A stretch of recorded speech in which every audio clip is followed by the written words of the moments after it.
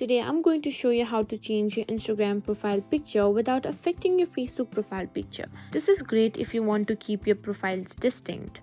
Let's get started. First, unlock your phone and open the Instagram app. Make sure you're logged into your account.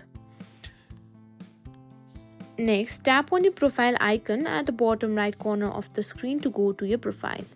Once you're on your profile, tap on Edit Profile.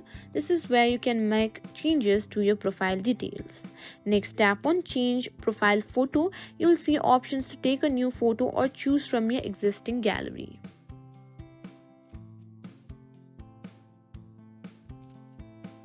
Pick the photo you want to use as your new Instagram photo.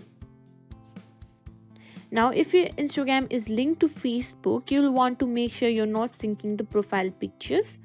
Go back to Settings, tap on Account, and simply tap on Sharing Across Profiles. If you see Facebook link, tap on it and choose to unlink if necessary. Once you've selected your new photo, you can adjust it if needed. Then tap on Done or Save in the top right corner to confirm your new Instagram profile picture. And that's it. You've successfully changed your Instagram profile picture without altering your Facebook profile picture.